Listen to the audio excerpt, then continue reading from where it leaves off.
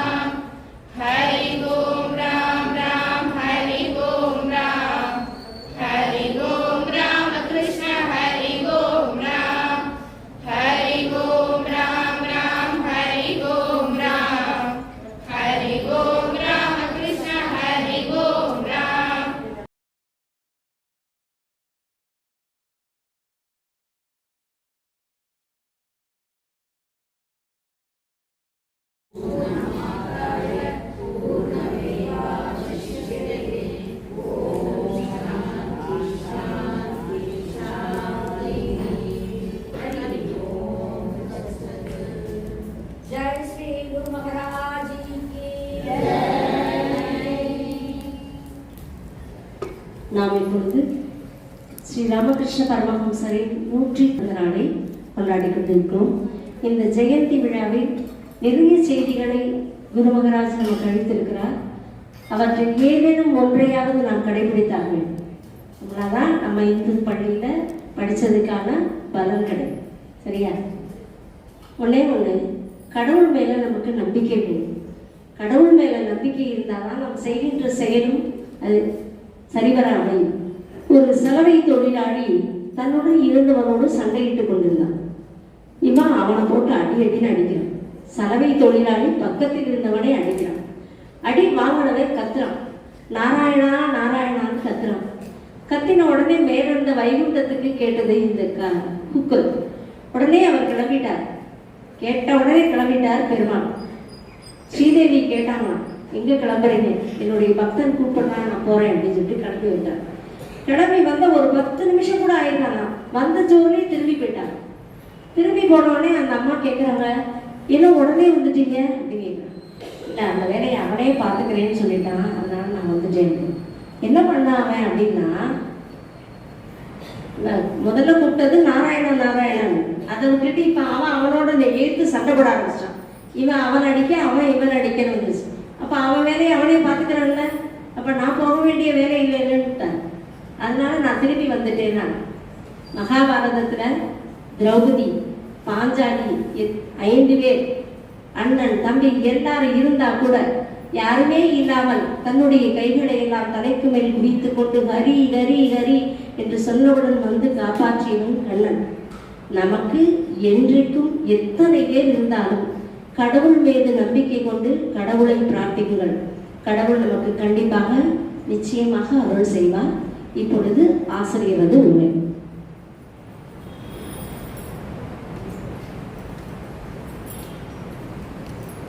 அருள் திருமூவரின் அருள் நிறைந்திருக்கும் இந்த அவையில் கூடியுள்ள அம்மாக்கள், ஆசிரியர் பெருமக்கள், அன்பர்கள், நண்பர்கள், மாணவ செல்வங்கள் ஆகிய அனைவருக்கும் என்னுடைய பணிவான வணக்கத்தை தெரிவித்துக் கொள்கிறேன்.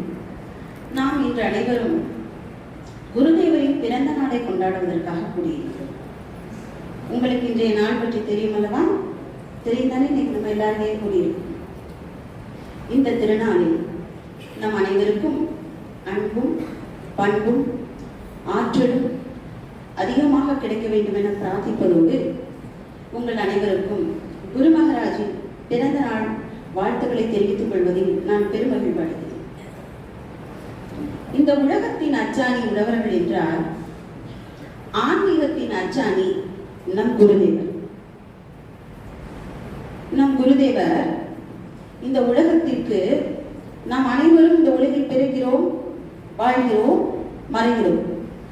ஆனால் நம் குருதேவரை போன்றோர் எதையேனும் ஒரு காரணத்தை கையில் எடுத்துக்கொண்டு பூலோகத்தில் அவற்றிற்கான முறைகளை ஏற்படுத்தி கொண்டு பிறந்து அவற்றை நிறைவேற்றி மீண்டும் மேலுலகத்துக்கு சென்று விடுவர்.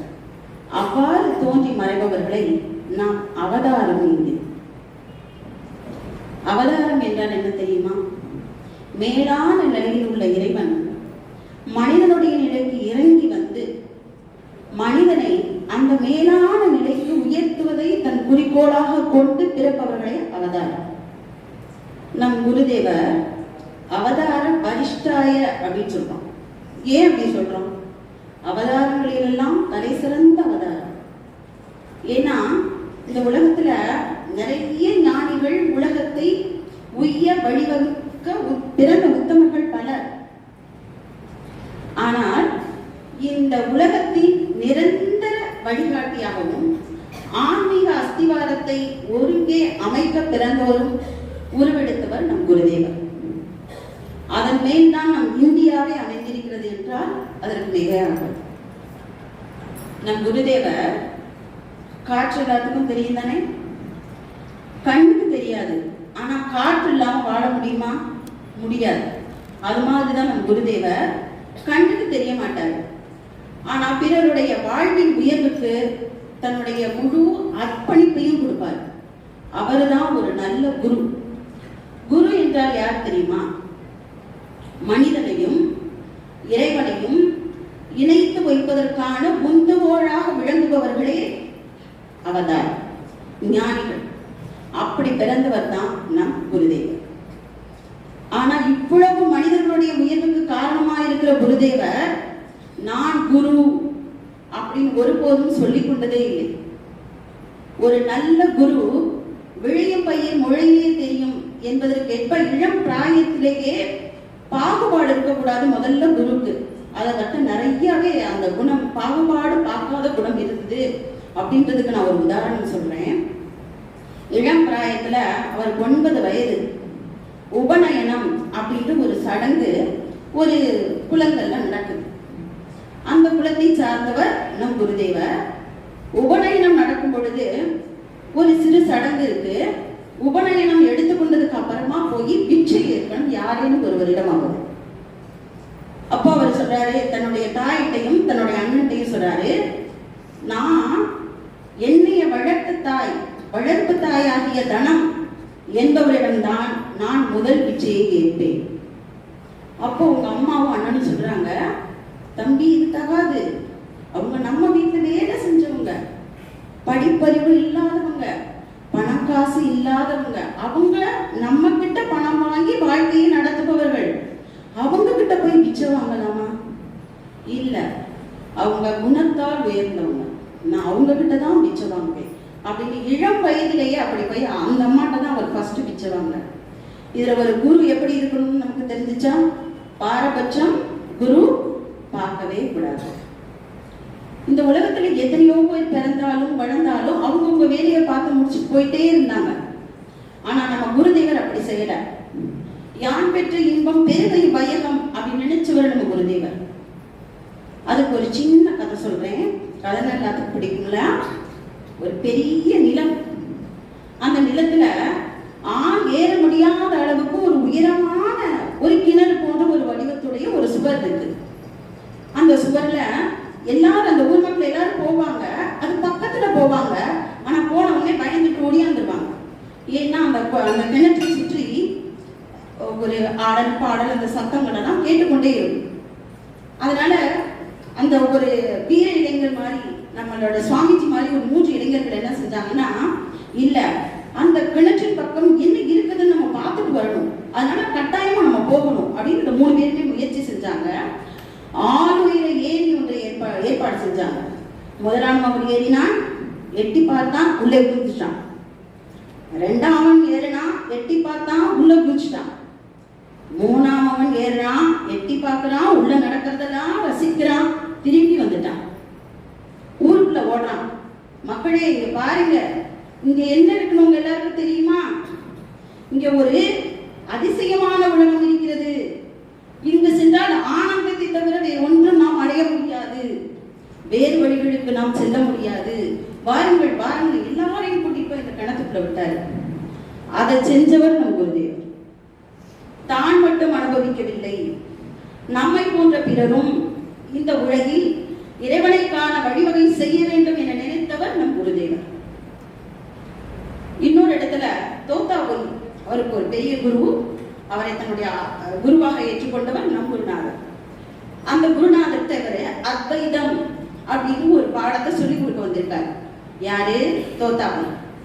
தோத்தாபுரி நிறைய யாருமே கத்துக்க முடியாத விஷயத்தை அவர் சீக்கிரமா கத்துக்கிறாரு. தோத்தாபுரிக்கு ஒரே ஆச்சரியம், எப்படி இந்த மனிதன் இவ்வளவு விரைவா எல்லாத்தையும் கத்துக்கிறான்? ஏன்னா அவரு யாரு? குருவுக்கெல்லாம் குரு, அவதாரமா தானே இந்த உலகத்துக்கு வந்திருக்காரு. அதனால அவர் எல்லாத்தையும் கத்துக்கிறாரு. ஆனா அப்படியாப்பட்ட குருவுக்கு, யாருக்கு? தோத்தாபுரிக்கு மகாமாயை அப்படின்ற விஷயத்துல ஒரு பெருசா நாட்டம் கிடையாது. ஆனா அந்த மாயை தான் நம்ம எல்லாரையுமே ஆட்டி வச்சுட்டு இருக்கிறது அப்படின்றத உணர்ந்தவர் நம் குருதேவர். புரியுதா நான் என்ன சொல்றேன்னு? அத நம் குருதேவர் தோத்தாபுரிக்கு கத்துக் கொடுத்தார். அப்போ கத்துக்கிற இடத்துல சீடனாகவும் கற்று கொடுக்கும் இடத்தில் குருவாகவும் இருந்து வழி நடத்தியவர் நம் குருதேவர். இப்படி உயர் குணங்களை உடைய குருதேவரை நாம் அன்னை என்பதா, தந்தை என்பதா, நம்மை பார்த்து பார்த்து வளர்ப்பதனால் அருமையான இறைவன் என்பதா என்பதை அவரவர் மன கண்ணோட்டத்திற்கு ஏற்றபடி எடுத்துக்கொண்டு குருதேவர் இல்லாவிட்டாலும் அவருடைய நல் உபதேசங்களை மனதில் கொண்டு வாழ்வில் உயர்வோம் என்பதை கூறி என் உரையை முடிக்கிறேன். நன்றி, வணக்கம்.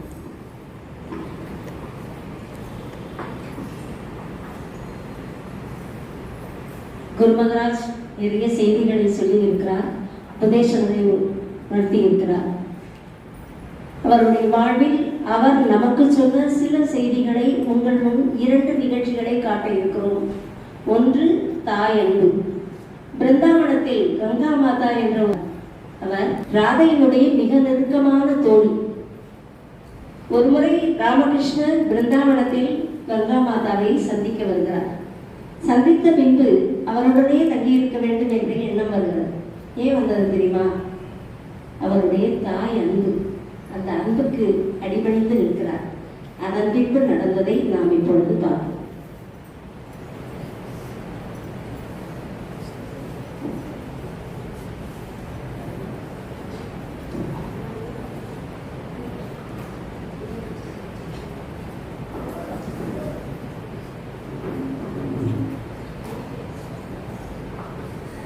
பிருந்தாவனத்தில் புகழ்பெற்ற வைஷ்ணவ பக்தையான கங்கா மாதாவே நமஸ்காரம். துலாரி நமஸ்காரம். பிரேம பக்தியை உலகிற்கு அறிவிப்பதற்காகவே அவதாரம் எடுத்தவர்கள் நீங்கள். 60 வயதான நீங்கள் ராதையின் நெருக்கமான தோழி. ராதையின் வடிவம் நீங்கள். துலாரி, உங்களை சந்தித்தது மிக்க மகிழ்ச்சி. அம்மா, உங்களோடு இருக்கும் பொழுது பசி, தாகம் முதலிய அனைத்தையும் மறந்துவிட்டேன். தங்கும் இடத்திற்கு திரும்ப வேண்டும் என்ற நினைப்பே இல்லை. அம்மா, உங்களை விட்டு பிரிய மனம் வரவில்லை. நான் பிருந்தாவனத்திலேயே தங்கிவிட வேண்டும் என்று முடிவெடுத்து விட்டேன். மிகுந்த சந்தோஷம் துலாரி. நீங்கள் பிருந்தாவனத்திலே தங்குவதற்கான அனைத்து ஏற்பாடுகளையும் செய்து தருகிறேன். ஆனால் புழுங்கல் அரிசி சாதமே சாப்பிட வேண்டும். புழுங்கல் அரிசி சாதம் சாப்பிட்டால் வயிற்று வலி வருமே அம்மா? வயிற்று வலி வந்தால் நான் பார்த்துக் கொள்கிறேன். வாருங்கள் துலாரி.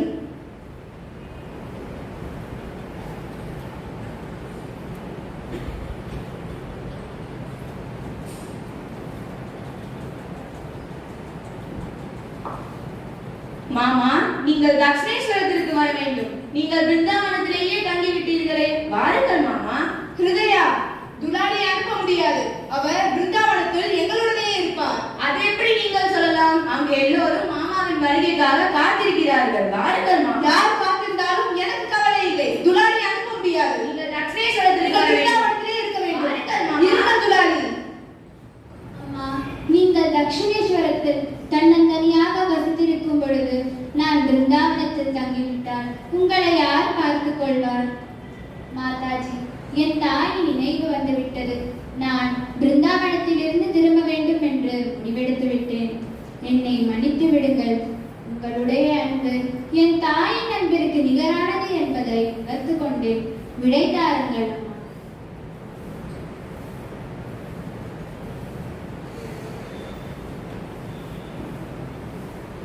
தாயின் அன்பு எப்பொழுதும் தன் குழந்தையை தன்னுடனேயே வைத்துக் கொள்ள வேண்டும் என்ற எண்ணம் உண்டு.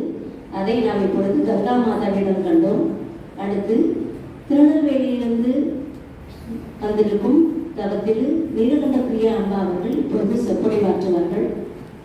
நிறைய படித்தவர்கள், சான்றோர் பெருமக்களின் முறைகளை எல்லாம் மாணவர்களாகிய நீங்கள் செவியில் இருத்தி நல்லா கேட்டு நெஞ்சில் நிறுத்திக் கொள்ள வேண்டும். நம்முடைய வாழ்க்கையில் அதை பயன்படுத்த வேண்டும் என்பது எங்களது எண்ணம். நீங்கள் அதை நிறைவேற்றுவீர்கள் என்ற நம்பிக்கை எங்களுக்கு இருக்கிறது. இப்பொழுது அம்பா அவர்கள் உரையார்.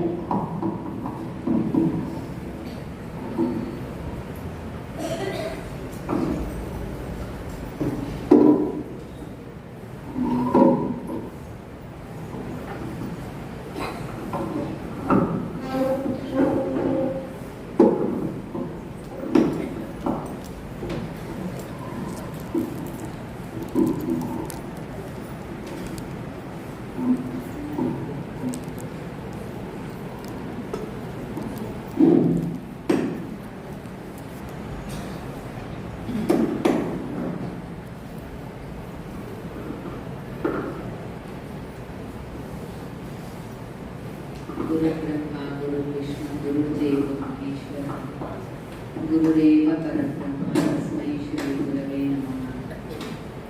त्वमेव माता च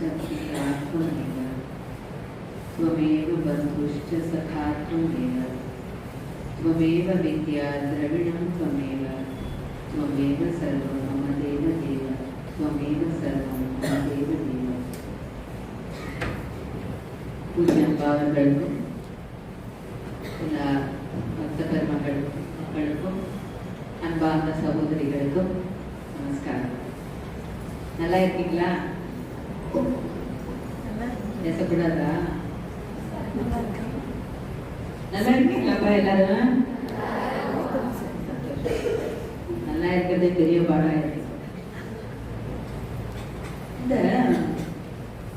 பகவத்கீதையில யதா யதா ஹி தர்மஸ்ய க்ளானிர் பவதி பாரத அப்படின்னு ஒரு ஸ்லோகம் வருது. அப்யுத்தானம் அதர்மஸ்ய ததாத்மானம் சிருஜாம்யஹம் பரித்ராணாய சாதுனாம் விநாசாய ச துஷ்கிருதாம் தர்ம சம்ஸ்தாபனார்த்தாய சம்பவாமி யுகே யுகே. நிறைய பேர் வாயாசிக்கிது, நிறைய பேருக்கு இந்த ஸ்லோகம் தெரியும்னு நினைக்கிறேன். பகவான் என்ன சொல்லியிருக்காரு, ஒரு வாக்கு கொடுத்திருக்காரு. எப்பெல்லாம் இந்த தர்மம் அழிந்து போய் அதர்மம் மேலோங்குகிறதோ அப்ப நான் அவதாரம் எடுப்பேன் அப்படின்னு சொல்லிட்டு. சரி, அவதாரங்கள் எத்தனை அப்படின்னு சொன்னா நமக்கு எல்லாருக்கும் என்ன சொல்லி கொடுத்திருக்காங்க? 10 அவதாரம் 10. அதுல இந்த ராமகிருஷ்ணர் அடிக்கடி சொல்லுவாரு, யாரு திரேதா யுகத்திலே ராமனாக இருந்தாரோ துவாபர யுகத்திலே கிருஷ்ணனாக இருந்தாரோ அவர் தான் இந்த சரீரத்திலே ராமகிருஷ்ணனாக இருக்காங்க அப்படின்னு சொல்லுவாங்க. அப்ப எல்லாருக்கும் ஒரு சந்தேகம் வரும். நீங்க கேள்விப்பட்டிருக்கீங்களா? இந்த லைன் கேள்விப்பட்டிருக்கீங்களா?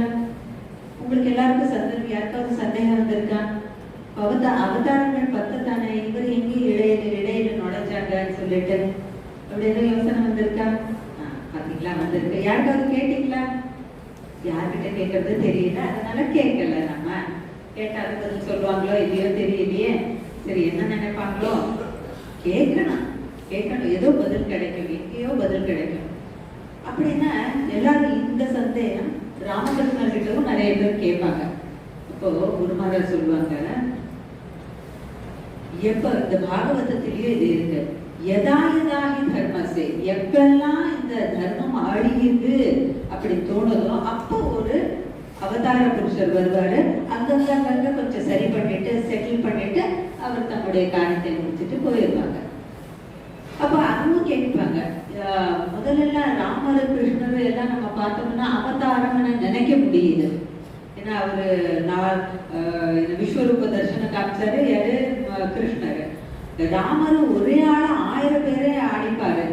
அப்புறம் அவங்க எல்லாம் பெரிய பெரிய ராஜா வீட்டுல பிறந்தாரு. கிரீடம் வச்சிருப்பாரு, பீதாம்பரம் போட்டிருப்பாரு, நல்ல நகையெல்லாம் போட்டிருப்பாரு, ஆயுதங்கள் பிடிச்சிருப்பாரு. நமக்கு இவரு அவதார புருஷர் அப்படின்னா நம்ம நினைக்கலாம். இவர் எந்த அவதார புருஷர்? ஒரு சாதாரண பாத்தீங்கன்னா தெரியுது இல்லையா, நம்ம தாத்தா மாதிரி தான் இருக்காரு. அப்படித்தானே? நம்ம தாத்தா இப்படித்தானே இருப்பாரு. நம்ம தானே எப்படியோ ஒரு வயசு கட்டிட்டு மேல ஒரு துண்டு போட்டுட்டு அப்படி இருக்காரு. இவரா அவதாரம் அப்படின்னு எல்லாருக்கும் சந்தேகம் வரும். எப்படி இது சாத்தியம் அப்படி கேட்கும் போது ராமகிருஷ்ணர் சொல்லுவாங்க, இது ஒரு வித்தியாசமான அவதாரம். என்னன்னா, ராஜா தன்னுடைய பிரஜைகளை பார்க்கறதுக்கு அவன் தானே ஸ்வயம் பார்க்கறதுக்கு வேஷத்தை மறைச்சிட்டு மாறு வேடத்தில் போவாங்க இல்லையா? அது கேள்விப்பட்டிருக்கீங்களா? அப்போ யாரும் அவரை சந்தேகப்பட மாட்டாங்க. சகஜமாக பேசும்போது அவருடைய எண்ணங்கள் என்ன, அவர்களுடைய குறைகள் என்ன, அவர்களுடைய பிரச்சனை என்ன, இது எல்லாமே நம்ம தெரிஞ்சுக்கலாம் அப்படின்னு சொல்லிட்டு அந்த ராஜா அப்படி மாறு வேடத்துல போகிறது பழக்கம். அப்படித்தானே? அந்த மாதிரி இந்த தடவை பகவான இந்த மாதிரி ஒரு வேஷத்திலே வந்திருக்காரு. It's very easy to approach. யார் வேணுமானாலும் போய் பார்க்கலாம். ராமரையும் கிருஷ்ணரையும் பார்க்கறது ரொம்ப கஷ்டமா இருந்தது இல்லையா? ஆனா ராமகிருஷ்ணரை பார்க்கறது யார் வேணுமானாலும் வரலாம்.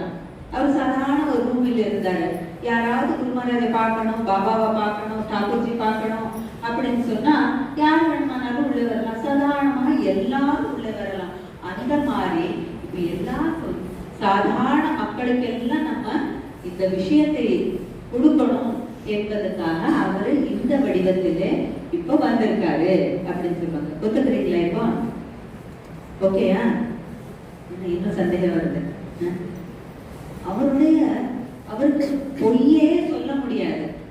பொய் தெரியாம கூட பொய் சொல்ல முடியாது. அப்படிப்பட்டவர் இவ்வளவு பெரிய போய் சொல்ல முடியுமா? நானே ராமன், நீங்க யாராவது சொல்ல முடியுமா? நானே பராசக்தின்னு சொல்ல முடியுமா? இப்போ டெஸ்ட் பண்ண ஆரம்பிச்சிட்டாங்கன்னா ஓடி போயிடுவேன். அப்போ he stood on the test. எல்லா விதமான அதுக்கு நிறைய இருக்கு. இது கொடுத்த டைம்ல அத்தனை விஷயங்கள் எல்லாம் நம்ம சொல்ல முடியாது. அதனால அவங்களுடைய வாழ்க்கை வரலாறு நீங்க படிச்சீங்கன்னா உங்களுக்கு தெரியும் என்னெல்லாம் அவங்களுடைய அந்த பாவங்கள் இருந்தது, அவங்களுடைய கெப்பாசிட்டி எப்படி இருந்ததுன்னு சொல்லிட்டு. அப்புறம் எல்லாரும் நிறைய பேர் ஒத்துக்கிட்டாங்க பிற்காலத்திலே. ஈவன் நம்ம சுவாமி விவேகானந்தர் ஒத்துக்கிறீங்களா? நீங்க பவர்ஃபுல் மேன் ஒத்துக்கிறீங்களா? அவர் யாரையும் சும்மா ஏத்துக்கிடுவாரா? அக்செப்ட் பண்ணிக்கிடுவாங்களா? எவ்வளவு ஆராய்ச்சி பண்ணுவாரு, எவ்வளவு சிந்திப்பாரு இல்லையா? அவரு ஒரு தடவை கடைசி காலத்திலே ராமகிருஷ்ண பரமஹம்சர் ரொம்ப உடம்பு முடியாம, பேசவும் முடியாம, எந்திரிச்சு உட்காரவும் முடியாம அப்படியே மெலிஞ்சு போய் பாவமா படுத்திருக்காரு. ஒரு பக்கத்துல அப்படியே ஒரு மாதிரி சுருங்கி அப்படி படுத்திருக்காரு. அப்போ சுவாமி விவேகானந்தர் அவரை பார்க்க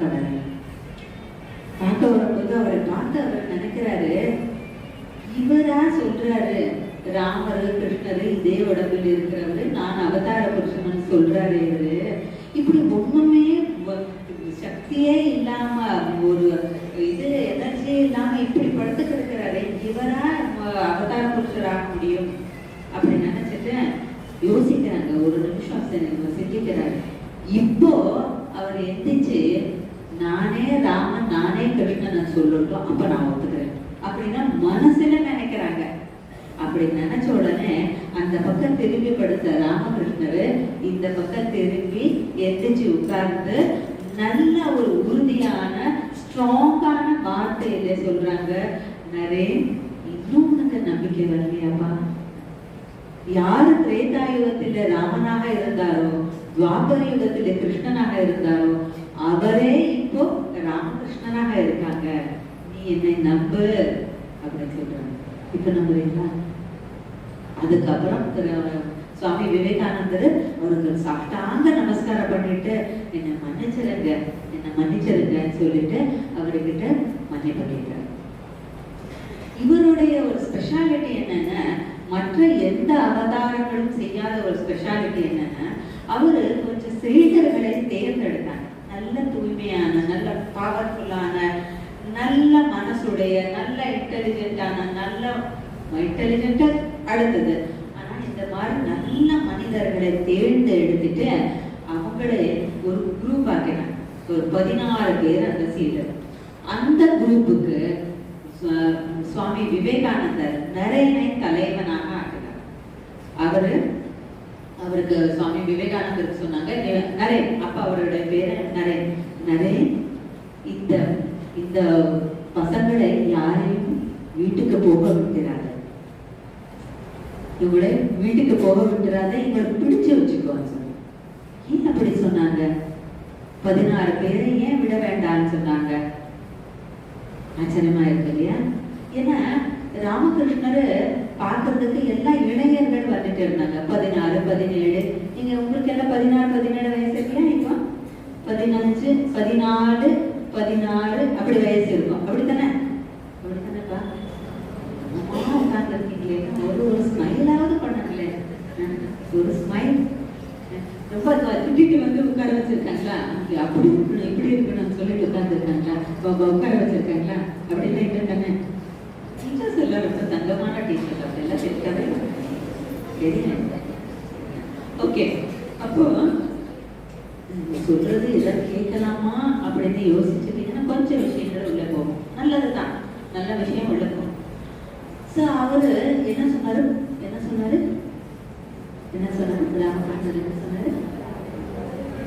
பசங்களை விட்டுறாதே. ஏன்னா எல்லாரும் காலேஜ் படிக்கிற பசங்க 16, 17, 18, 19 அந்த மாதிரி வயசு பசங்க தான். அப்போ பசங்களெல்லாம் அப்படி ஒரு சாமியார்கிட்ட, இந்த குருமாராஜ் கிட்ட, இந்த மாதிரி தாத்தா கிட்ட போய் என்ன வீட்டுல சும்மா விடுவாரா? ஸ்கூலுக்கு போகாம காலேஜுக்கு போகாம இப்படி இங்க போனா சும்மா விடுவாங்களா? அவங்க எல்லாம் திட்டிட்டு இருந்தாங்க வீட்டுல, எதுக்கு அங்க போற. அவருக்கு ஒரு ரிலீஃப் என்னன்னா குரு மகாராஜுக்கு உடம்பு முடியல, அவர் ரொம்ப நாள் இருக்க மாட்டாரு அப்படின்னு சொல்லி சரி தொடையட்டும் அது வரைக்கும் இருக்கட்டும்னு விட்டாங்க. அப்புறம் ராமகிருஷ்ணருக்கு சமாதி ஆன பிறகு அவர் காலமான பிறகு இல்ல என்ன பண்ணிட்டாங்க, பசங்களை எல்லாம் கூப்பிட ஆரம்பிச்சிட்டாங்க வீட்டுல. ஆனா இவர் சொல்றாரு அவங்கள விட்டுடாது. ஏன் அப்படி சொன்னாங்கன்னா இவங்க எல்லாம் ரொம்ப தங்கமான பசங்க. இவங்க வீட்டுல அல்லது உலகத்துக்கு போயிட்டாங்கன்னா ரொம்ப கஷ்டப்படுவாங்க. உலகத்திலே கஷ்டங்கள் சும்மா இல்ல, ரொம்ப கஷ்டம். இப்ப எல்லா உலகத்தில் உள்ளவங்களை எல்லாம் கேளுங்க, நாங்க 100% இல்லறத்திலே ஆனந்தமாக இருக்கிறோம். எத்தனை பேர் கேட்குறீங்க பாப்போம்? ஒருத்தர் தான் இருக்காங்க.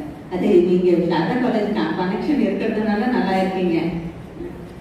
பாருங்க, யாரு நீங்க யாரையாவது பார்த்துருக்கீங்களா 100% நல்லா ஆனந்தமாக இருக்காங்க, இல்லறத்திலே சந்தோஷமா இருக்காங்க? யாராவது பார்த்துருக்கீங்களாப்பா?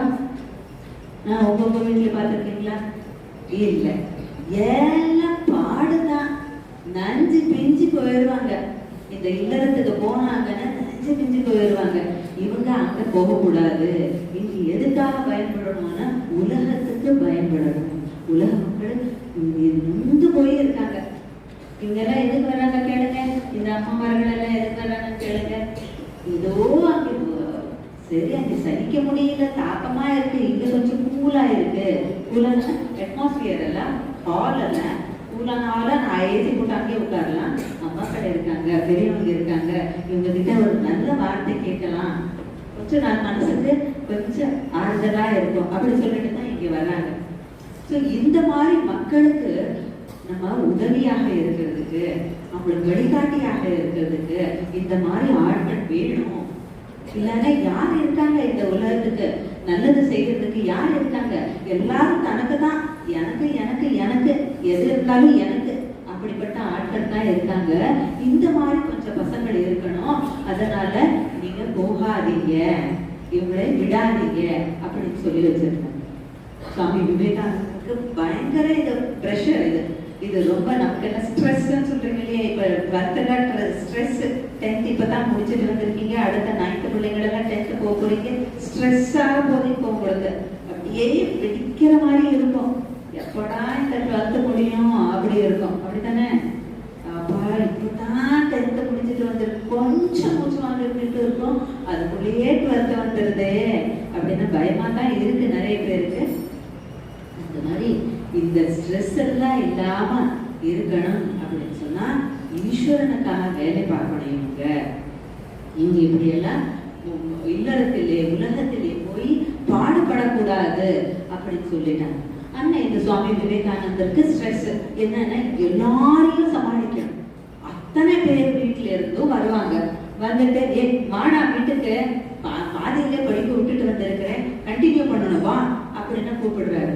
சுவாமிஜி என்ன பண்றாருன்னா அவர்கிட்ட பேசி பேசி பேசி குரு மகாராஜ் என்ன சொன்னாங்க, ராமகிருஷ்ணர் என்ன சொன்னாங்க, நமக்கு என்ன வாழ்க்கை நமக்கு கூப்பிட்டுனாங்க, நீங்க இப்படி போயிட்டு இருக்கலாமா அப்படின்னு சொல்லிட்டா அவங்களுக்கு வைராக்கியத்தை பத்தியும் உலகத்தை பத்தியும் நம்ம சாதனை பத்தியும் எப்படி பகவானை அடையலாம், எப்படி நம்ம ஆனந்தமா இருக்கலாம்னா பேசுறாங்க. அப்போ இவங்க பேரண்ட்ஸ் எல்லாம் பேசிட்டு வேஸ்ட் ஆகுது. இப்போ பேரண்ட்ஸுக்கு ஒரே கோபம். யார் மேல? யார் மேல கோபம்? நம்ம சுவாமி விவேகானந்தர் மேல கோபமா இருக்கவருக்கு, சரி இது என்ன இவன் நம்ம பசங்களை விட மாட்டேங்கிறானே சொல்லிட்டு டென்ஷனா இருக்காங்க. ஆனா இவர் எல்லாமே சமாளிச்சுட்டு அந்த அத்தனை பேரையும் தக்க வச்சுக்கிட்டாங்க. அவங்க அடுத்த என்ன பண்ணாங்க, இதுதான் ராமகிருஷ்ண பரமஹம்சருடைய திட்டம். மற்ற எந்த இவங்களும் அவதார புருஷரும் இந்த வேலை பார்க்கல, இவர் தான் ஸ்பெஷலா இந்த பண்ணாரு. அந்த 16 பேரையும் அவங்க சுவாமி விவேகானந்தருடைய கைடன்ஸில் நல்ல சாதனை பண்ணிட்டு, நல்ல ஸ்ட்ராங் ஆயிட்டு, இன்டெலிஜென்ட் ஆயிட்டு, நல்ல பக்தியை வளர்த்துட்டு அவங்களை பாரத நாடு மட்டுமல்ல வெளிநாட்டிலேயோ பல இடங்களிலே அவங்கள அனுப்பினாங்க. ஒவ்வொரு இடத்துக்கும் ஒவ்வொருத்தர் அப்படி போயிட்டு அங்கேயே ஆசிரமத்தை ஆரம்பிச்சுட்டு இப்படி எல்லாம் தேடி வர்றாங்க இல்லையா? இப்ப இங்க உள்ள மக்கள் சென்னைக்கோ இல்லது கல்கத்தாக்கோ போக முடியுமா? தினமும் போக முடியுமா? முடியாது. அப்போ இங்க உள்ள மக்கள் எங்க போவாங்க? அவங்களுக்காக ஒரு ஆசிரமம், இங்க ஒரு ஆசிரமம், அங்க ஒரு ஆசிரமம், அந்த ஊர்ல இந்த ஊர்ல எல்லாம் ஆசிரமம். அங்கங்க ஒரு முக்கியமான இடத்துக்கு 14 பேர் எத்தனை இடத்துக்கு போக முடியும்? 16 இடத்துக்கு போனாங்க. அங்கே போயிட்டு அந்த ஆசிரமத்தை சேவையை எல்லாம் ஆரம்பிச்சு. அங்கே அடுத்த ஒரு செட்டு வந்தாங்க. சுவாமி விவேகானந்தருடைய பாதையில போகணும் அப்படி நினைச்சவங்க அங்கே கொஞ்சம் ஒரு செட்டு வந்தாங்க. இங்க சென்னை மடத்துக்கு கொஞ்சம் பேர் வந்தாங்க, கல்கத்தாக்கு கொஞ்சம் பேர் வந்தாங்க, உத்தரப்பிரதேசில அங்க கொஞ்சம் பேர் வந்தாங்க, மகாராஷ்டிரால ஒருத்தர் வந்தாங்க, அங்க கொஞ்சம் பேர் வந்தாங்க. அவங்க சுவாமிஜி அங்கே உள்ள சுவாமிஜி கிட்ட நல்ல ஒரு வழிகாட்டுறதுனால கைடன்ஸோட அவங்க வேற வேற இடத்துல அவங்களுடைய ஆசிரமத்தை ஆரம்பிச்சாங்க. அப்படி வந்தவங்க தான் நம்ம சாமி. யாரு நம்ம சாமியார்? நம்ம சாமியார் சத்தமா சொல்ல, தைரியமா சொல்லலாம். இதெல்லாம் ஏன்னா பயந்து கொஸ்டனுக்கு ஆன்சர் சொன்ன மாதிரி சொல்றீங்க. உங்களுடைய சிலபஸ் 12th போர்ஷனோட ஆன்சர் சொல்லுங்க. அப்படி இல்லை, தப்போ சரியோ தைரியமா சொல்லுங்க. நீங்க கிளாஸுக்கு எப்படி வேணுமா சொல்லிட்டாங்க எனக்கு தெரியாது. சரி, தைரியமா சொல்லணும். சுவாமி சித்பவானந்தர் எப்படிப்பட்டவர் தெரியுமா? சுவாமி சித்பவானந்தர் ரொம்ப இன்டெலிஜென்ட், பயங்கர இன்டெலிஜென்ட். நீங்க அவர் கீழே ஒரு 14 ஆசிரமங்களை ஆரம்பிச்சுட்டு அருமையா நடந்துட்டு இருக்குன்னு சொன்னா, இதுவரைக்கும் நடந்துட்டு இருக்குன்னு சொன்னா எவ்வளவு கெப்பாசிட்டி இருக்கணும் அவருக்கு. அப்படிப்பட்ட ஆள். அவரை பெற்றோர் எல்லாம் லண்டனுக்கு அனுப்பணும்னு நினைச்சிருந்தாங்க. ஐசிஎஸ் எக்ஸாமினேஷன் எழுதுறதுக்கு பெரிய ஆளா வரணும், பெரிய ஒரு பொசிஷனில் இருக்கணும்னு சொல்லிட்டு சுவாமிஜி என்ன பண்ணாங்க? வேண்டாம், என்னுடைய நாட்டு மக்களுக்காக, எந்த நாடு? தமிழ்நாட்டு மக்களுக்காக நான் வாழணும் அப்படின்னு சொல்லிட்டு சுவாமிஜி இந்த தமிழ்நாட்டுக்கு வந்து ஆசிரமம் ஆரம்பிச்சாங்க. ராமகிருஷ்ண தபோவனம் ஆரம்பிச்சாங்க. எங்க இருந்து ஸ்டார்ட் ஆயிடுச்சு? ராமகிருஷ்ண பரமஹம்சர், அதுக்கு அடுத்து விவேகானந்தர் மூலமாக நிறைய சீடர்கள், அது மூலமாக சுவாமி சித்பவானந்தர் ஆரம்பிச்சது ஆசிரமத்திலே அப்பாயெல்லாம் வந்துட்டு சன்னியாசம் வாங்கிட்டு அதுக்கப்புறம் மதுரைக்கு வந்தாங்க. மதுரையில ஆசிரமம் ஆரம்பிச்சிட்டாங்க. மதுரையில ஆசிரம ஸ்கூல் ஆரம்பிச்சதுனால யார் வந்தாங்க?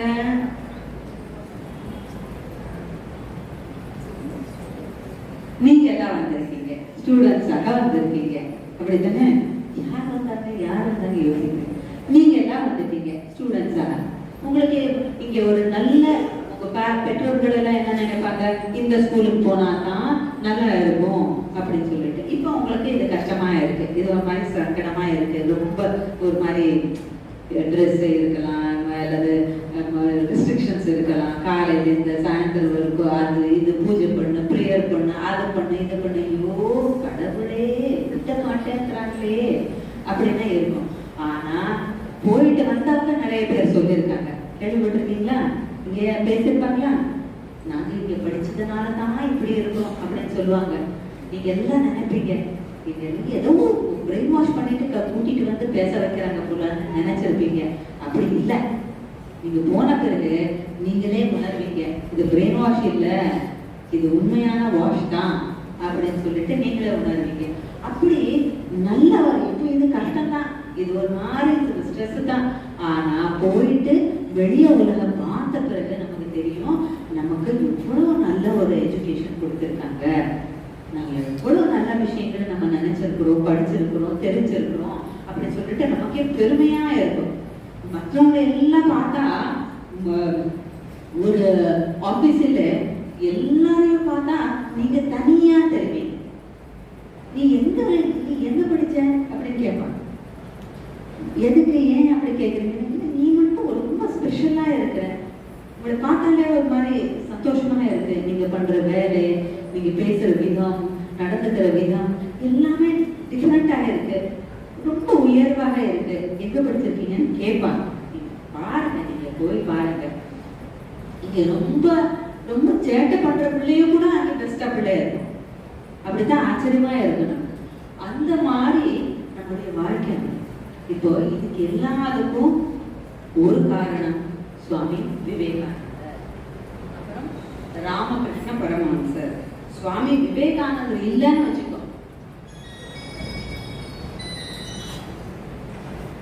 ஆசிரமம் இங்க சென்னைக்கு வந்திருக்காது, தமிழ்நாட்டுக்கு வந்திருக்காது, சித்பவான் சுவாமிஜி வந்திருக்க மாட்டாரு. அவரு இல்லைன்னு நம்ம வந்திருக்க மாட்டோம். நம்ம இல்லைன்னு நம்ம அப்பாக்கள் இல்லைன்னு ஸ்கூல் இருக்காது. ஸ்கூல் இல்லைன்னு நீங்க இருந்திருக்க மாட்டீங்க இல்லையா? ஒரு பாதுகாப்பான, ஒரு ஒழுக்கமான, ஒரு நல்ல எஜுகேஷன் நமக்கு கிடைக்குதுன்னு சொன்னா அதுக்கு காரணம் சுவாமி விவேகானந்தர். சுவாமி விவேகானந்தருடைய வாழ்க்கையிலே ரொம்ப கஷ்டமாக தான் இருந்தது. அவருக்கு எல்லாம் வரக்கூடிய சூழ்நிலையே இல்லை. ஆனாலும் அவருடைய ஒரு தாயுடைய காரணத்தினால, அவங்க அம்மா ரொம்ப ஒரு புவனேஸ்வரி மாதா அம்மாவுடைய பேரு, ஆனா மனசுலயும் மனதளவிலையும் அவங்க புவனேஸ்வரி தான். புவனேஸ்வரன் உலகத்துக்கே அம்மாவாக இருந்தாங்க. அவங்களுடைய அந்த அர்ப்பணத்தினாலதான் அந்த சுவாமி விவேகானந்தர் நம்முடைய இது எல்லாத்தையும் ஆரம்பிக்கிறதுக்கு ஒரு காரணமாக இருந்தாங்க. இப்போ அவர் அடுத்து அடுத்து அடுத்து வந்தாங்க. இப்போ அம்பா இருக்காங்க. அம்பா எத்தனை பேர் இருக்காங்க இங்க மதுரையில? எத்தனை பேர் இருக்காங்க? எத்தனை பேர்? 10 பேரா? 6 பேரா? 4? சரி கரெக்ட், 4 தான். 4 யார் யாரப்பா ஞாபகம் இருக்கா? உங்களுக்கு பேரு ஞாபகம் இருக்கா? இல்ல பேர் ஞாபகம் இருக்கோ இல்லையோ தெரியல, முகம் ஞாபகம் இருக்கு. இவங்க பெரியவங்க. அப்புறம் இன்னொருத்தர் அப்பா கதாதர பிரியாம்பா அவங்க, அப்புறம் நரேந்திர பிரியாம்பா, அப்புறம் யாரு சண்முக பிரியாம்பா இல்லையா? 4 பேர் இருக்காங்க. இன்னொரு அம்மா வந்திருக்காங்க. அவங்க இங்கேயே இருக்க மாட்டாங்க, அப்பப்போ வந்துட்டு போவாங்க. அப்படித்தானே? ஆமாவா இல்லையா? ஆமா இல்லாவது சொல்லுங்க பிள்ளைங்களா. அப்பப்போ வந்துட்டு போவாங்க. சரி, இப்ப இவங்களுக்கு எல்லாம் என்ன வயசுன்றீங்க நீங்க? என்ன வயசு இருக்கு? 60 பிளஸ் இருக்குமல்ல? ரிட்டையர்மெண்ட் தானே? ரிட்டையர்மெண்ட் பண்ணணும்னு சொன்னா அடுத்த வேலைக்கு ஆள் வரணுமே. அவங்க ரிட்டையர் ஆயிட்டாங்க, இந்த வேலை யார் பார்க்கலாம்? பார்க்கலாமா? யாராவது பார்க்கலாமா? யாரோ பார்க்கட்டும், போட்டுமா? அப்பா இல்லைன்னா என்ன ஆகும்? எப்படி இருக்கும்? கஷ்டம் இல்லையா? கஷ்டம் தானே? அதனால அப்பா இன்னும் வயசானாலும், உடம்பு முடியலன்னு சொன்னாலும், கஷ்டம் சொன்னாலும், என்ன ஆனாலும் பரவாயில்ல, நம்ம மக்களுக்காக, நம்ம குழந்தைகளுக்காக நம்ம செய்யணும் அப்படின்னு சொல்லிட்டு தொடர்ந்து செஞ்சுட்டு இருக்காங்க. நம்ம எல்லாரும் அதனால பெனிஃபிட், நமக்கு எல்லாம் நிறைய பேருக்கு பெனிஃபிட். நம்ம எல்லாம் சந்தோஷமாக இதை என்ஜாய் பண்ணிட்டு இருக்கோம். வாழ்க்கையில வாங்குறது தான் நம்முடைய கடமையா, இல்ல கொடுக்கறதும் நம்முடைய கடமையா? கொடுக்கணுமா வேண்டாமா? கொடுக்கணும். என்ன கொடுக்குறியோ கொடு, எல்லாம் எனக்கு கொடு. நீ என்ன கொடுக்குறா அவனை கொடுக்க மாட்டேன். நான் அப்படி நான் எல்லாமே வாங்கி வாங்கி நான் வச்சுக்கிறேன். அப்படி நம்ம சுயநலமாக இருக்கணுமா, இல்ல ஏதாவது கொடுக்கணுமா? கொடுக்கணும் இல்லையா? கொடுக்கணும். நமக்கு ஏதாவது செய்யணும் அப்படி இருக்கு. ஆனா என்ன செய்யணும் அப்படி தெரியல. அப்பா கிட்ட போய் கேளுங்க, அப்பா நான் என்ன செய்யணும்? இப்போ இந்த ஸ்கூலுடைய அடுத்த நம்ம யாரு இதை பாத்துக்கிறது? யார் பாத்துக்கிறது? யாராவது பொறுப்பெடுத்துட்டு நம்ம பாத்துக்கலாமா? நம்ம பாத்துக்கலாமா? யாரோ பாத்துக்கிட்டு, யாரோ பண்ணட்டும், நமக்கு எதுக்கு வாப்பு? அப்படியா? யோசிங்க. எல்லாருக்கும் இது ஆல் ஆர் நாட் சோசன். எல்லாரையும் தேர்ந்தெடுக்கப்பட்டவர்கள் அல்ல. யாரோ சிலருக்கு தோணும், யாரோ சிலருக்கு சரி நம்ம ஏதாவது உலகத்துக்கு செய்யணுமே அப்படி. சரி, இந்த மாதிரி இல்ல, உலகத்துக்கு ஏதாவது செய்யணும்னு யாராவது நினைக்கிறீங்களா? எத்தனை பேர் நினைக்கிறீங்க? ஐயோ கடவுளே, போச்சு உலகம். 1 2 3 பேர், 3 பேர் தான். 4 ஆமா, அங்க 4 5. பயப்படாதீங்க, எல்லாம் உடனே ரெஜிஸ்டர் பண்ணிட்டு அட்மிஷன் கொடுப்பாங்க அப்படின்னு நினைக்காதீங்க. ஏதோ உலகத்துக்கு செய்யணும், நம்ம செய்யணும். எஸ் இல்லைன்னு இங்க பாருங்க, நம்ம கடனாளி ஆயிடுவோம். கடனாளி ஆயிட்டோம்னா கடன் கொடுத்தவன் எப்படி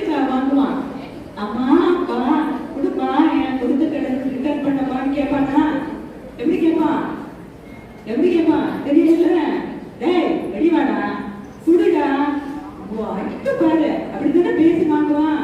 நம்ம கடனாளி ஆகி போகணுமா, வள்ளலாக இருக்கணுமா? ஷுவர், வள்ளலாக இருக்கணுமா? ஏதோ ஒரு விதத்திலே உலகத்துக்கு நம்ம உதவியாக இருக்கணும். நம்ம செய்யணுமா வேண்டாமா? சும்மா வாங்கணுமா? இப்படி சுயநலவாதியாக இருக்கலாமா நம்ம? ராமகிருஷ்ண பரமஹம்சர் அவர்கிட்ட சுவாமி விவேகானந்தர் ஒரு தடவை சொன்னாங்க, எனக்கு அந்த சமாதி நிலையை கொடுக்கல, அந்த சமாதி நிலையில அப்படியே கண்ணு மூடிட்டு ஆனந்தமாக இருக்கணும், அப்படியே மூழ்கிடணும் அப்படின்னு சொல்லும் போது ராமகிருஷ்ண பரமஹம்சர் அவர்கிட்ட சொன்னாங்க, வெக்கமா இல்லையே உனக்கு அப்படின்னு. இது ஞானம் பண்ணி ஆனந்தமாக அமைதியாக இருக்கணும்னு சொன்னா இப்படி குருமாராஜ் இப்படி திட்டுறாங்களே அப்படின்னு சொல்லி அப்புறமா குருமாராஜ் கேட்டாங்க, சரி இப்போ உனக்கு ஒரு ஆப்பிள் கொடுக்குற, ஒரு பழம் கொடுக்குறேன்னு வச்சுக்கோங்க, என்ன பண்ணுவேன்? அவர் யோசிச்சாரு, சுத்தி எல்லாம் அவருடைய ஃப்ரெண்ட்ஸ் இருந்தாரு, நான் எல்லா ஃப்ரெண்ட்ஸோட ஷேர் பண்ணி சாப்பிடுவேன். நீங்களும் அப்படித்தானே சொல்றீங்க?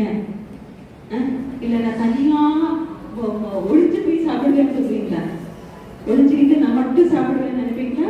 இல்ல எல்லாருக்கும் டிஸ்ட்ரிபியூட் பண்ணிட்டு சாப்பிடுவோமா? என்னப்பா பண்ணுவீங்க? ஷேர் பண்ணி சாப்பிடுவீங்க இல்லையா? அப்போ சுவாமிஜி கிட்ட அவர் சொன்னாரு, எல்லாருக்கும் நீ ஷேர் பண்ணி சாப்பிடுற மாதிரியே இந்த ஆனந்தம் இருக்கு, இது எல்லாருக்கும் ஷேர் பண்ணி சாப்பிடும், அதுதான் பெரிய விஷயம். அதனால நமக்கு கிடைச்ச சுகத்தை நம்ம எல்லாருக்கும் கொடுக்கறதுக்கு நம்ம பழகணும் அப்படின்னு சொன்னாங்க. நீங்களும் அப்படித்தான் நல்ல பிள்ளைங்களாக இருப்பீங்கன்னு நினைக்கிறேன். அப்படித்தானே? அப்படி எத்தனை பேர் இருக்கீங்க? நல்ல பிள்ளைங்களை எத்தனை பேர் இருக்கீங்க? ஷேர் பண்ணி நாங்க என்ஜாய் பண்ணுவோம். எத்தனை பேர் இருக்கீங்க? Very good. இதெல்லாம் எந்த கிளாஸ்? இது 9th 10th பாடத்து 11th ஸ்டாண்டர்ட் இப்படி இருக்காங்க பாருங்க. அவங்க கொடுப்பா, அவங்க ஒழிச்சிட்டு அவங்க மட்டும் சாப்பிடுவாங்க, அப்படிதானே? இப்ப நீங்க என்ன பண்ண போறீங்க? பண்ணுவீங்களா மாட்டீங்களா? கை தூக்குங்க. எத்தனை பேர் ஷேர் பண்ணி சாப்பிடுவீங்க? அப்படியும் ஒரே ஆள் தான். இப்பதான் பாத்துக்கலான்றீங்களா? சரி, யோசிங்க. கொடுக்க மாட்டேன்னு சொன்னா விட மாட்டாங்க. இந்த உலகத்திலே மக்கள் விட மாட்டாங்க, தெய்வம் விடாது, இந்த பிரகிருதி விடாது, துணிக்கணும். அதுக்கு முன்னமே கொடுக்கறது better. give and give, dare and ends. சுவாமி விவேகானந்தர் சொன்னது. நீ கொடுக்க மாட்டேன்னு சொன்னா, நான் தர மாட்டேன்னு சொன்னா, நான் சப்பு நான் அடிச்சுட்டு புடிக்கிட்டு போயிடுவாங்க. அதுக்கு என்ன திருட்டு போச்சுன்னு அழுதுட்டே இருப்பீங்க. அதுக்கு விட நீ கொடுத்துட்டேன்னு சொன்னா நீ வள்ளலாயிருந்த. ஐயோ எவ்வளவு நல்ல பிள்ளை அப்படின்னு சொல்லி பேர் வாங்கிடுவீங்க. அதுக்கு கொடுக்க பழகணும். நம்ம கொடுக்கறதுக்கு ரெடியாக இருக்கணும். ஏதாவது பண்ணணும். எல்லாருக்கும் தோணுதா? ஏதாவது வாழ்க்கையில் ஏதாவது சாதிக்கணும் தோணுதா இல்லையா? சும்மா சாப்பிட்டு படுத்தா போதும் அப்படி இருந்தா என்னத்த சாதிக்கிறது? நிறைய பேருக்கு சாதிக்கணும்னு தோணுது, என்ன பண்றது தெரியல. அதனால இந்த கொரியன் கேம் விளையாடுறாங்க. கொரியன் கேம் விளையாடிட்டு தெரியும் உங்களுக்கு? ஒரு கொரியன் கேமா என்னமோ சொல்றாங்க, எனக்கு அதை பத்தி தெரியாது. அந்த மாதிரி வீடியோ கேம் விளையாடுவாங்க. அங்க வந்து சேலஞ்சஸ் கொடுக்குறாங்க. என்ன சேலஞ்சு? உங்களோட டீச்சரை எதிர்த்து பேசிட்டு வா அப்படின்னு சொல்லிட்டு ஒரு சேலஞ்சு. இந்த பிள்ளை என்ன பண்ணுது? ஸ்கூலுக்கு போயிட்டு டீச்சர் கிட்ட அப்படி எதிர்த்து பேசிட்டு ஹீரோயின் ஆயிடுது. இந்த ஹீரோயின் அப்ப உன் கையை வெட்டிக்கோ, ரத்த வடிய எல்லாருக்கும் காமி, இது உன்னுடைய அச்சீவ்மெண்ட், செகண்ட் அச்சீவ்மெண்ட், இது நீ வீராங்கனே அப்படின்னு சொல்லுவாங்க. சரி, என்ன வெட்டிக்குது, பிள்ளைங்க வெட்டிக்குது, மொட்டை மாடியிலிருந்து குதிச்சிரு. 3வது இன்ஸ்ட்ரக்ஷன் குதிக்கலாம். அப்படி மைண்ட் எல்லாம் கன்ஃபியூஸ் பண்ணிட்டு, ஓகேயா அப்படி பண்ணலாமா? இதுதான் அச்சீவ்மெண்டா? இந்த மாதிரி அச்சீவ்மெண்ட் பண்றேன்னு சொல்லிட்டு எங்கேயோ போய் சாகிறதுக்கு உலகத்துக்காக வேலை பார்ப்போமே. சுவாமி விவேகானந்தருடைய பாதையில நடப்போமா? சரி, அதுக்காக எல்லாரும் சன்னியாசி ஆகணும்னு அவசியம் இல்லை. சன்னியாசி தான் ஆகணும்னு அவசியம் இல்லை. நிறைய காரியங்கள் இருக்கு, நிறைய காரியங்களை நம்ம செய்ய முடியும். அப்படி நம்ம செய்யறதுக்கு தயாராகணும். நம்ம ரெடி பண்ணிக்கணும். நாங்களே ரெடியா இருக்கிறோம், வீட்டுல விட மாட்டாங்களே அப்படின்னு தோணலாம் இல்லையா?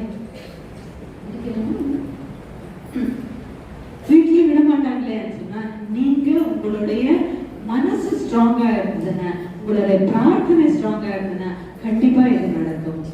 இவ்வளவு பெரிய காரியத்தை என்னால செய்ய முடியுமா அப்படின்னு டவுட்டா இருக்கா, சந்தேகமா இருக்கா, அப்படி தோணுதா?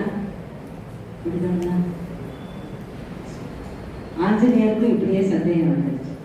ஆனா ஈஸ்வரனுடைய காரியத்துக்கு, சமுதாயத்துக்காக காரியம் பண்ண ஆரம்பிச்சுட்டா ஆற்றல் தானாகவே வந்துடும். அதுக்காக நாம அதுக்கு ரெடியா, அவ்வளவுதான். அந்த மாதிரி காரியம் பண்றதுக்கு உலகத்திலே நிறைய பேருக்கு உதவிக்கு ஆட வேண்டிய இருக்கு. யாரோ சிலர் தன்னுடைய வாழ்க்கையை தியாகம் பண்ணிட்டு நல்ல ஒரு காரியம் பண்ணிட்டு ஆனந்தமாக இருக்கிறதுக்கு நிறைய வாய்ப்புகள் இருக்கு. தயவு செய்து சுயநலவாதியாக இல்லாம நம்ம எல்லாருக்காக வாழணும்னு நினைங்க. உங்களுக்கு யாருக்காவது அப்படி பண்ணணும், ஏதாவது ஒரு காரியம் பண்ணணும் அப்படி தோணுச்சுன்னா அம்மா கிட்ட சொல்லுங்க. நான் ஏதாவது செய்யணும்னு நினைக்கிறேன், நான் என்ன செய்யலாம், உன்னுடைய லிமிடேஷன்ஸ் என்ன, அது சொல்லுங்க. அதுக்கு தகுந்த மாதிரி அம்மா உங்களுக்கு கைட் பண்ணுவாங்க, நல்ல வழிகாட்டுவாங்க. அது மூலமாக நீங்க நிறைய உலகத்துக்கு சேவை செஞ்சுட்டு நீங்களும் பெருமை அடையுங்க, உங்களுடைய பள்ளிக்கூடத்தையும் பெருமை அடைய செய்யுங்க, உங்க குடும்பத்தையும் பெருமை அடைய செய்யுங்க. அதுக்கு உங்களுக்கு சுவாமி விவேகானந்தர், ராமகிருஷ்ண பரமஹம்சர், சாரதா தேவியார், அப்புறம் நம்முடைய சுவாமிஜி எல்லாருக்கும் உங்களுக்கு அனுகிரகம் பண்ணட்டும், ஆசீர்வாதம் பண்ணட்டும், உங்களுக்கு சக்தி கொடுக்கட்டும் என்று பிரார்த்தனை பண்ணிக்கிறேன். நமஸ்காரம். ஜெய் ஸ்ரீ குரு மகாராஜ் ஜி கி ஜெய். உரை நிகழ்த்திய அம்மா அவர்களுக்கு பணிவான நமஸ்காரங்களை தெரிவித்துக் கொள்கிறோம். அப்பா பேசும்போது முதல்ல சொன்னது திரேதா யுகத்தில் ராமனாகவும் துவாபர யுகத்தில் கிருஷ்ணனாகவும் வந்தவர் தான் நம்முடைய ராமகிருஷ்ணர். ரெண்டையும் சேர்த்து விட்டார் அப்படின்னு சொன்னாங்க. இப்போ அடுத்து சிவனாகவும் சக்தியாகவும் இருக்கிறார் அப்படிங்கிற ஒரு நிகழ்வு. ராணி ராசாமணி தேவியினுடைய மருமகனாக இருப்பவர் மதுபாபு. மதுபாபுக்கு ராமகிருஷ்ணர் மேல் அதீத மதிப்பும் மரியாதையும் உண்டு. அவர் அந்த புறம் இருந்து, அதாவது அந்த பக்கத்துல தன்னுடைய அறையில் இருந்து பார்த்து கொண்டிருக்கிறார். இந்த பக்கத்துல பெராண்டால நடந்து போயிட்டு இருக்கார் ராமகிருஷ்ணர். நடந்து போகும்போது நடந்து போயிட்டு இருக்கார் அப்படின்னு நினைச்சிட்டு இருக்கார். ரெண்டாவது திரும்பி நிமிர்ந்து பார்க்கும்போது ராமகிருஷ்ணர் தெரியல, சக்தி தெரியுறாங்க. என்ன சக்தி தெரியுது கொஞ்சம் யோசிக்கும் போது மறுபடியும் ராமகிருஷ்ணர் அவராக நடக்கிறார்.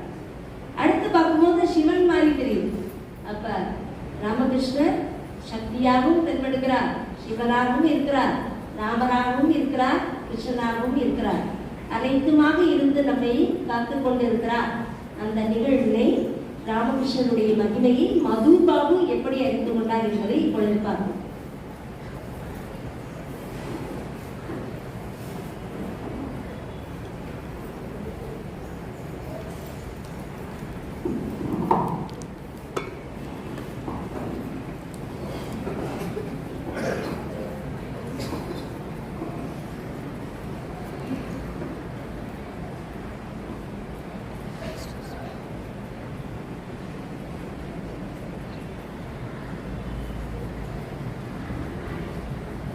திருக்கோவிலில் உரைக்கின்ற அன்னையே நடக்கிறாளே.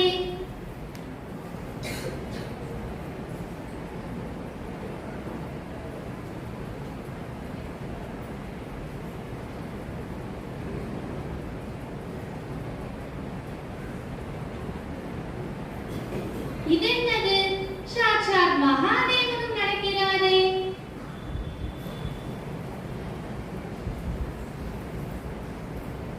ஒருவேளை என் கண்களில் ஏதாவது கோளாறோ?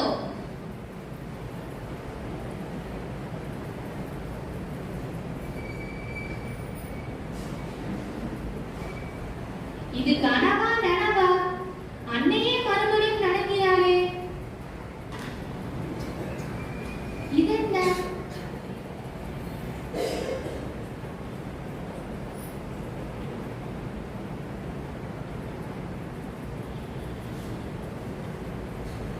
மகாதேவா,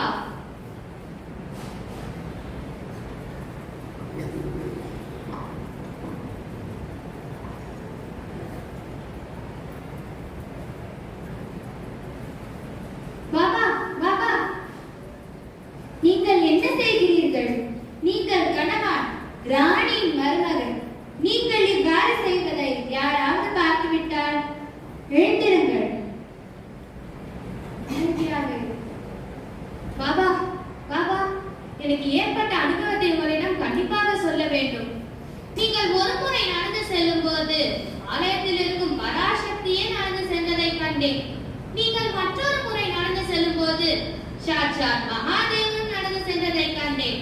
ஒருவேளை என் கண்களில் ஏதாவது கோளாறோ என்று எண்ணி கண்ணை கசக்கி கொண்டு பார்த்தேன். அப்போதும் அவ்வாறே கண்டேன். இது ஒரு முறை இருமுறை அல்ல, பார்க்கும் போதெல்லாம் அவ்வாறே கண்டேன். இதை பற்றி எல்லாம் எனக்கொன்றும் தெரியாதப்பா. அமைதியாக, எனக்கு பயமாக இருக்கிறது.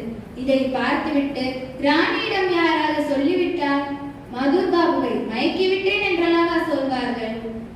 அவர் என்னை பற்றி என்ன நினைப்பார்? அவர் ஒன்றும் நினைக்க மாட்டார். உங்கள் மகிமை அவருக்கு தெரியும். உங்களின் மேல் அளவு கடந்த மதிப்பும் மரியாதையும் கொண்டு இப்போது நான் கண்ட காட்சிகளிலிருந்து எனக்கு என்ன சொல்ல விரும்புகிறீர்கள்?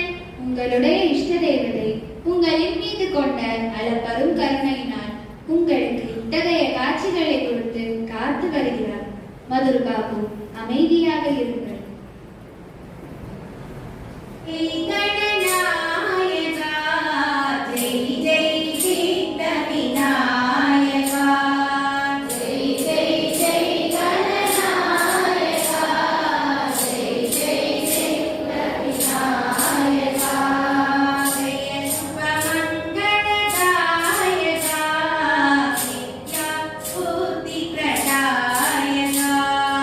Jaya Subha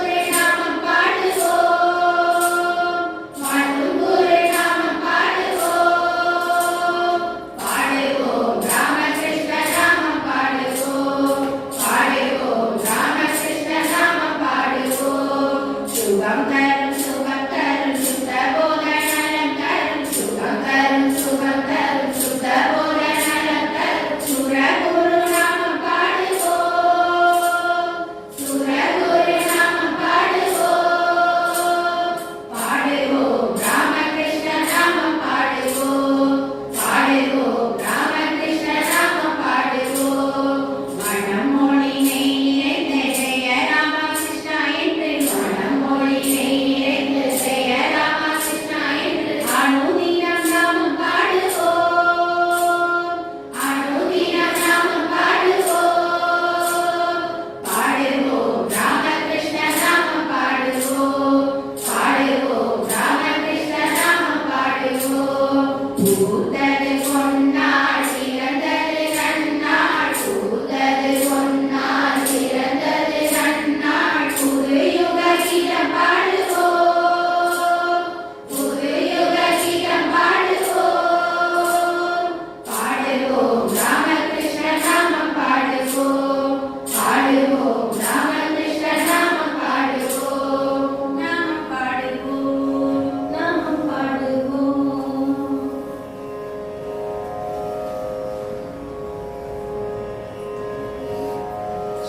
श्रीरामकृष्ण मंगलधारी श्रीरामकृष्ण मंगलधारी नमो नारायण भवदुःखहारी नमो नारायण भवदुःखहारी नरेन्द्र सेवित जीवहितहारी नरेन्द्र सेवित जीवहितहारी शारदा पूजित भुवन विहारी शारदा पूजित भुवन विहारी शरणागत जन रक्षणहारी शरणागत जन रक्षणहारी नमो नारायण भवदुःखहारी नमो नारायण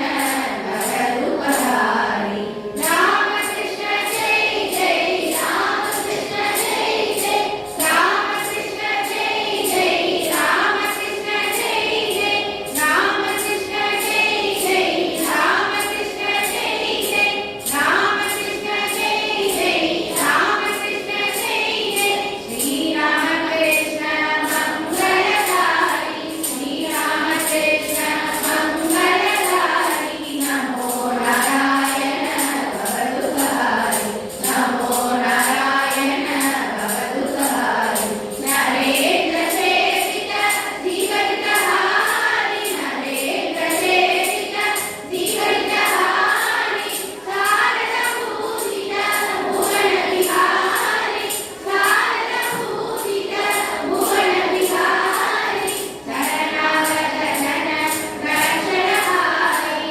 शरणागत जन रक्षणहारी नमो नारायण भवदुःखहारी नमो नारायण भवदुःखहारी रामकृष्ण जय जय रामकृष्ण जय जय रामकृष्ण जय जय रामकृष्ण जय जय रामकृष्ण जय जय रामकृष्ण जय जय रामकृष्ण जय जय रामकृष्ण जय जय रामकृष्ण जय जय रामकृष्ण जय जय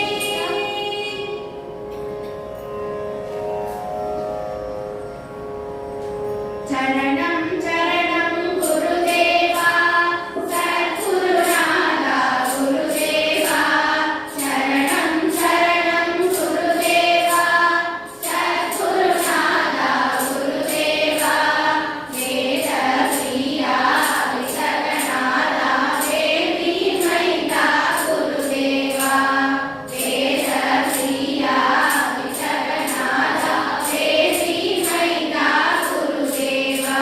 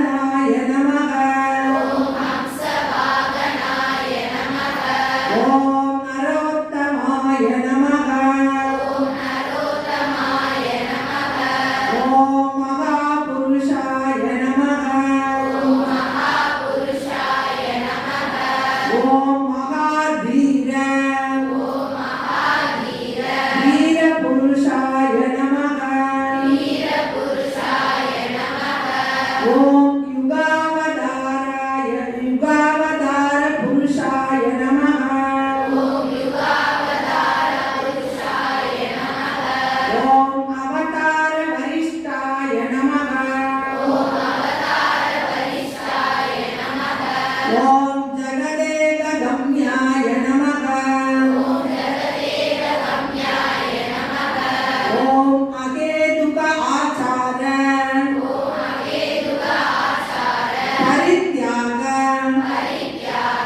பராமுகாய நமக ஓம் பக்த பரிவிருதாய நமக ஓம் பக்த வத்சலாய நமக ஓம் ஸ்வபரிக்ஷானுஜ்ஞாத शिष्यलोकाय नमः ओम नरेन्द्रादि सर्वजन पूजिताय नमः ओम अभयप्रदाय नमः ओम शरण्याय नमः ओम एकांत सबल समागमाय नमः ओम सर्वदारिद्र नाशनाय नमः ओम जगद्गुरवे नमः ओम मन्दहास सुन्दर वदनारविन्दाय नमः ओम दिव्यलावण्यपूर्णाय नमः ओम सकलशास्त्रनिपुणाय नमः ओम सर्वकलापण्डिताय नमः ओम वेदातीताय नमः ओम दीनबन्धवे नमः ओम कारुण्यनिलयाय नमः ओम शान्तमूर्तये नमः ओम मायाधाराय नमः ओम मोहनाशनाय नमः ओम त्रिकालरूपाय नमः ओम कालत्रयाधीताय नमः ओम सर्वदेव देवी स्वरूपाय नमः ओम हरिहराय नमः ओम रामरूपाय नमः ओम कृष्णरूपाय नमः ओम श्री रामकृष्ण परमहंसदेवाय नमः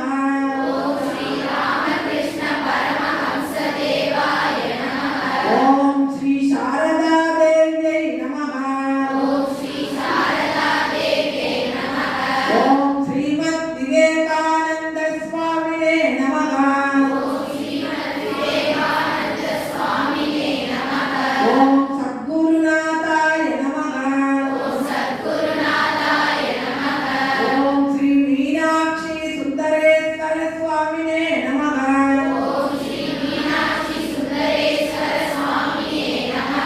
ओम समस्त नानाविध परिमल पत्रपुष्पाणि समर्पयामः ध्यानम् பரமஹம்சவாணி நவவழியடியாராணி பரமஹம்சவாணி நவவழியடியாராணி எங்கள் அம்மை சாரதையும் என்றென்றும் வாழி எங்கள் அம்மை சாரதையும் என்றென்றும் வாழி என்றென்றும் வாழி பரமஹம்சவாணி நவவழியடியாராணி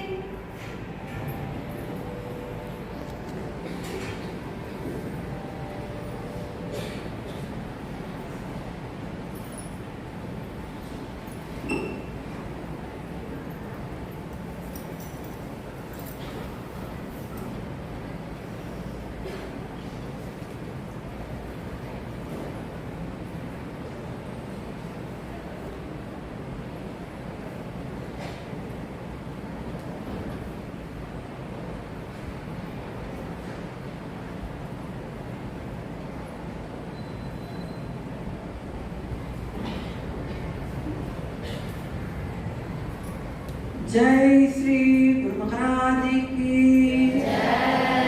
जय श्री पराशक्ति महामाई की जय श्री स्वामी जी महाराज की जय श्री सद्गुरुनाथ महाराज की जय श्री मीनाक्षी सुंदरेश्वर स्वामी की जय श्री वैगई माई की राम हरि ओम राम कृष्ण हरि ओम राम राम हरि ओम राम कृष्ण हरि ओम राम राम हरि ओम राम कृष्ण हरि ओम राम राम हरि ओम राम कृष्ण हरि ओम राम हरि ओम राम कृष्ण हरि ओम राम। जय श्री गुरु महाराज की